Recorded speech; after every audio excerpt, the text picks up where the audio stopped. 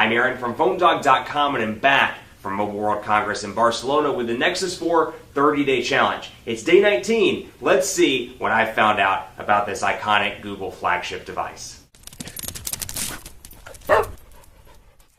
I'm on day 19 with the LG Nexus 4, and you can really see the fact that Google had a huge hand in the design process of this device. When you compare this to other LG devices, even those that were announced last week at Mobile World Congress in Barcelona, the design element is very plasticky, much like Samsung, LG tends to do. It must be a Korean thing. My understanding is that it's a Korean cultural thing. Plastic devices that are lighter weight and, a little bit more less prone to breaking, I should say, when you drop them. This, you can see Google's hand in the overall design because it's very much unlike any LG device. Glass on the back, glass on the front.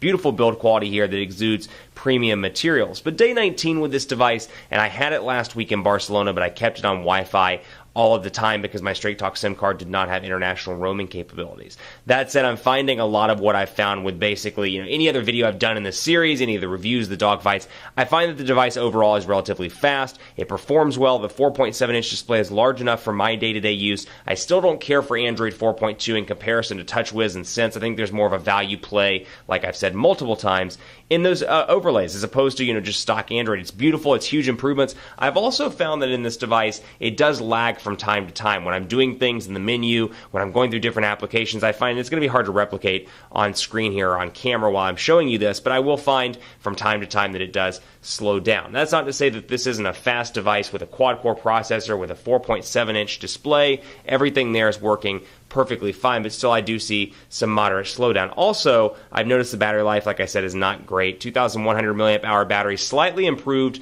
with the new Android 4.2 update that this device just got. Otherwise, it still needs some work. 21%, it was 30% just a second ago. I put it on the charger and then pulled it back off to shoot the day 19 video, and you can see it's already down to 21%. So it needs some work on the battery life front. But overall, really a beautiful build here, and in comparison to some of the other devices on the market, it definitely rivals, and keeping in mind the price point at $299, it rivals some of the other big wigs on the market, the S3, the Note 2, the HTC One X Plus. It's coming even head-to-head in some ways with the HTC One, which hasn't been released just yet. Take a look at my speed test as well. I have found, I've got to Google now, found that overall speed tests have been relatively decent on Straight Talk. So using the SIM card in the States, call quality is pretty decent. This is basically an MVNO for AT&T. And so you'll find that speeds and overall call quality is relatively decent. I've got 5.18 megabits per second here, 4.7, 4.85, 5.86, 4.47. So you can see on the download speeds, relatively decent all around. Upload could use some work, but again, for HSPA Plus and keeping in mind what you get on this device,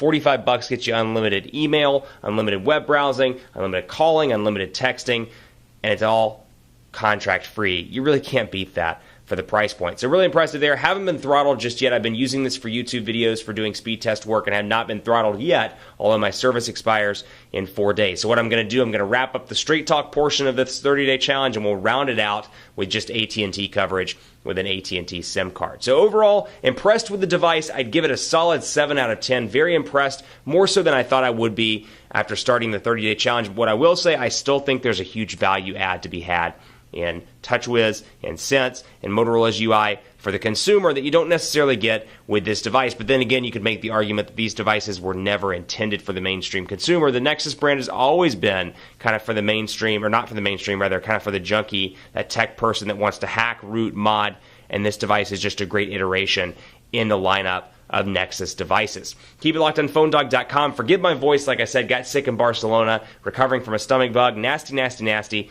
But forgive my voice, but the show has to go on, right? This is Phone Dog. I mean, we keep talking about phones all day long, and this is day 19, and didn't want to go a day without bringing you an update on the Nexus 4. Keep it locked on the site for continuing coverage. Let me know what you want to see in the final videos in this 30-day challenge at PhoneDog_Aaron on Twitter, Facebook, Facebook.com/HiAaronBaker, and on Google Plus at gplus.to/PhoneDog. Thanks for watching. Keep it locked on the site as I wrap out my 30 days with Straight Talk, with the Nexus 4. Prepaid, great phone, all these different things coming together in one 30-day challenge video. So keep it locked on the site for continuing coverage, and as always, we'll see you next time.